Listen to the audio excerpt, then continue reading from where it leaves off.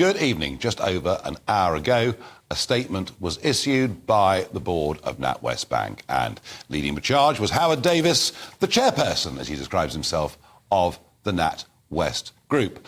What did he say? He said, the board has noted Alison Rose's statement on the circumstances of her conversation with Simon Jack and her further apology to Mr Farage. As she recognises, she should not have spoken in the way she did.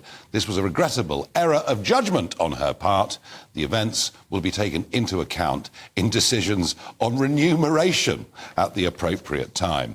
However, after careful reflection, the board has concluded it retains full confidence in Miss Rose as CEO of the bank. She has proved over the last 4 years to be an outstanding leader of the institution, as demonstrated by our results. The board therefore believes it is clearly in the interest of the bank's shareholders and customers that she continues in the post. The board is clear that the overall handling of the circumstances surrounding Mr Farage's accounts has been unsatisfactory, with serious consequences for the bank.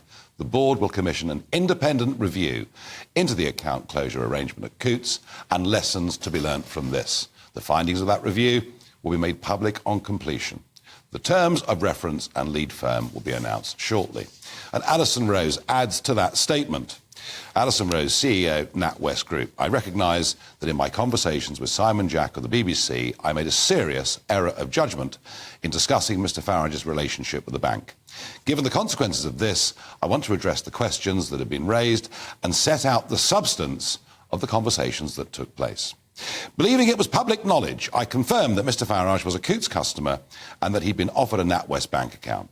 Alongside this, I repeated what Mr Farage had already stated, that the bank saw this as a commercial decision. I would like to emphasise that in responding to Mr Jack's questions, I did not reveal any personal financial information about Mr Farage.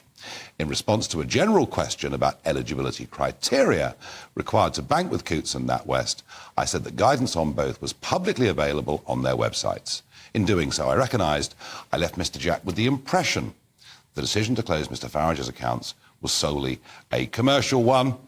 I was not part of the decision-making process to exit Mr Farage. The decision was made by Coutts, and I was informed in April that this was for commercial reasons. At the time of my conversations with Mr Jack, I was not in receipt of the contents of the Coutts Wealth Reputational Risk Committee materials, subsequently released by Mr Farage.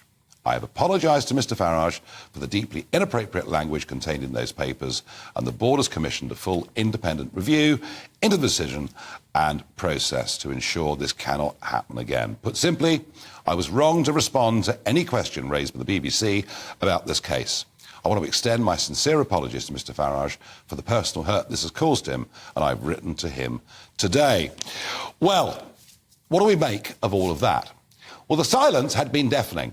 And given that NatWest half-year figures are out at 7 a.m. this Friday and that Alison Rose has to make an investor statement at 9:30 on Friday, clearly they had to say something. What have we learnt? Well, we've learnt that she is the source.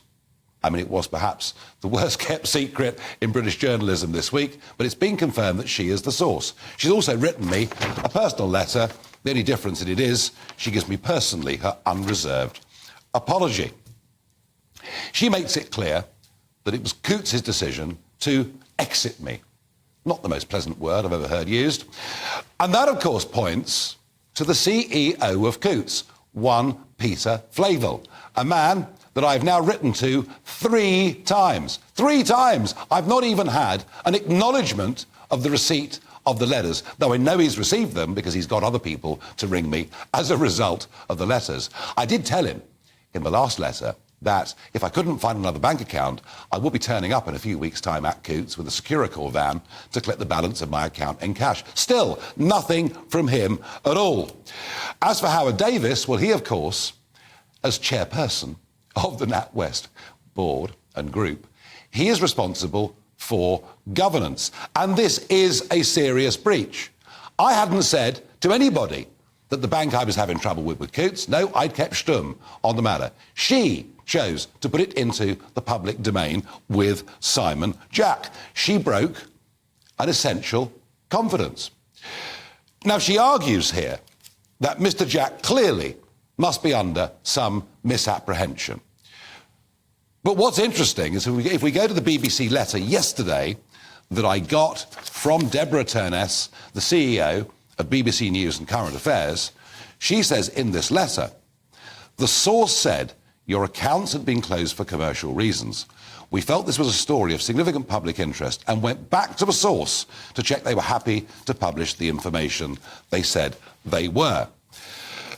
So Mr. Jack is making it absolutely clear, the BBC's business correspondent, that he was told that the balance in my account had fell below the minimum and therefore the decision to exit was made on a commercial decision.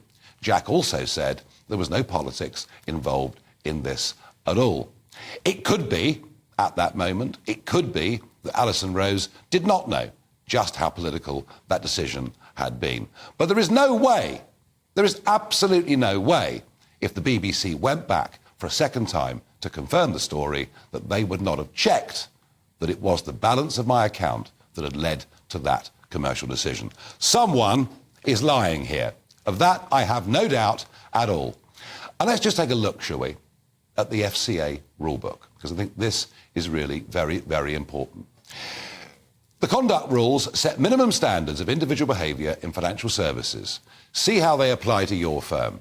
Number 1, you must act with integrity. Number 2, you must act with due skill, care and diligence.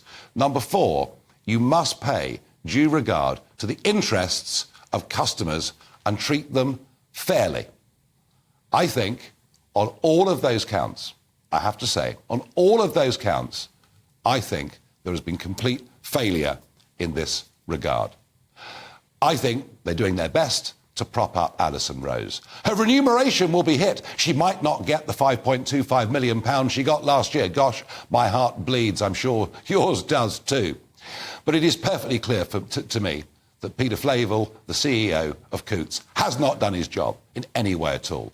Perfectly clear to me that Alison Rose is unfit to be the CEO of a big group, and that Howard Davies, who is supposed to be in charge of governance, has failed as well. Given that we have a 39% stake in this, we, the great British public, I think at that investor statement on Friday morning, the government ought to say we have no confidence in this management. Frankly, I think they should all go. And that is my conclusion from what we've learned this afternoon.